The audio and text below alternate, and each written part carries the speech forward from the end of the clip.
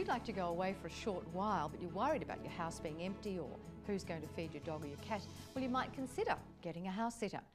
These are people who are happy to live in your house and look after it for a short or even quite a long period of time. Housecarers is an organisation run by Ian White, and it's a kind of a dating service for people who want to house sit and the people who need house sitters, so it's a perfect marriage really. Time of Your Life went along, caught up with him at his office in Narrabeen in Sydney. We started Housecarers.com in October 2000.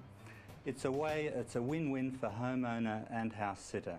It's very much like a dating service where we're getting acceptance homeowner and house sitter.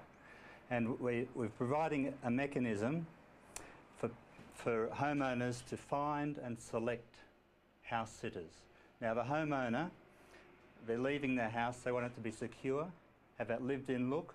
There may be pets involved. Yeah, I've been house sitting for around about a year now, and I've covered pretty much every area of the city. I work in the city, so it doesn't really worry me where I go, and I've probably done about 10 house sits now in different places. Most of the people that I've house sat for, they've wanted someone to look after their place while they've gone away. It's often through winter. They're usually older people, and most of the time they've got pets that they want looked after while they're gone. They want someone to clear their mail out of the mailbox, just make their garden look like somebody's still living there, and make the place look lived in really, just for security reasons. Once the homeowners and the house sitters have exchanged emails a bit and built up a trust, they can then arrange to meet. Now they can either meet in a restaurant or they could meet in the house sitter's home, even if the homeowner wants to see how they look after their place, or in the homeowner's place. If they meet with the homeowner, the homeowner can observe how they're reacting to pets, if they've got pets,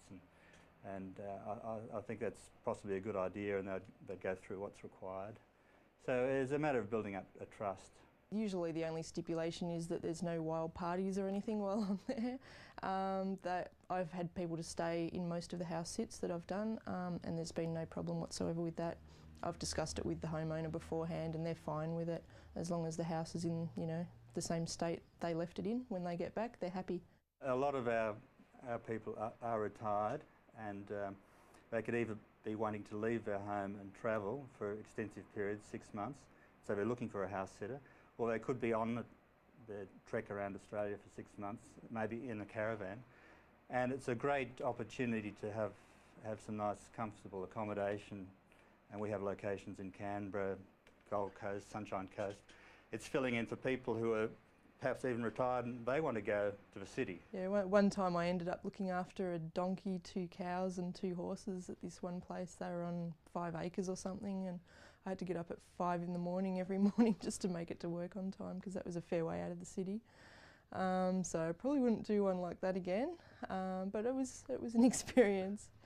We do find a common question with homeowners is their home, what happens if there's any damage, security, this sort of thing. Now, most insurance companies consider a lived-in house a safer risk than leaving it vacant. Now, we advise that each homeowner, they contact their insurance company saying, I'm leaving, I'm having a house sitter, how does that affect things? And most insurance companies say, great, all right, it's being occupied. Now, the insurance policy will cover the homeowner's belongings, etc., but the house sitter themselves should have their own insurance covering their belongings. So, and also we recommend a bond, much like a rental bond. We have a bond agreement that they can use. A bond is taken out and held by independent third parties such as a solicitor, and that's covered in the house sitter's agreement. So it's, you know, they should be taking the house sitter take any normal responsibility as if they were renting a house. Obviously I save on rent because most places don't ask you to pay rent. Occasionally you'll be asked to pay a bond or something like that, I've heard. I've never done it myself. The most I've really ever had to pay is just for my own phone calls. I've never had to pay electricity or gas or anything like that. So yeah, it helps me save up. I'm saving up for my own house at the moment, so while I'm not paying rent, it means I can save up faster. Plus I get to look at all the different areas of the city that I may end up buying in and find out which areas I like and which ones I don't maybe like so much. And no, it's working out really well. Yeah, typically we receive about 300 applications for house sits per month, and they're obviously all filled. Now, say you're registered in Melbourne, you're likely to get an application each day, one per day, saying there's a house sit available and you're free to apply for it. And then once they apply, it depends on the duration and the situation, because some are looking for long term and some are short term. So the fact that the homeowners put their requirement up there, they don't have to go ringing people and finding they don't want it. They'll get those people who are interested in that duration, that location and that situation. Well, the houses vary from, say, a small flat, which I've done, up until quite a large split-level property that I've done quite a few times now, and they've got a tennis court and swimming pool and all that sort of thing, so it's very enjoyable to go up there. I do that every few months, actually. That's a regular one that I've done a number of times now.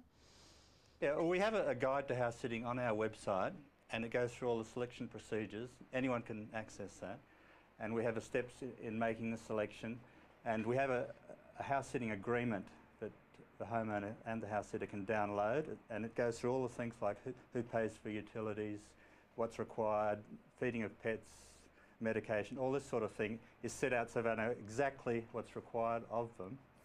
So the homeowner and the house sitter can both sign this agreement, and we also recommend a bond. We have a bond form. We don't actually, they can then lodge that either with a solicitor or a real estate agent.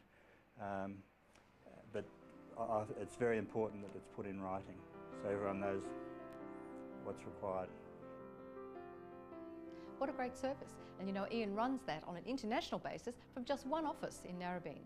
So if you'd like to register either as a sitter or a house owner, you can either check out the website, www.housecarers.com, or you can give him a call, and the details there are on the screen.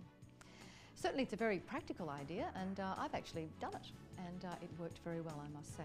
We'll be right back to look at scooters.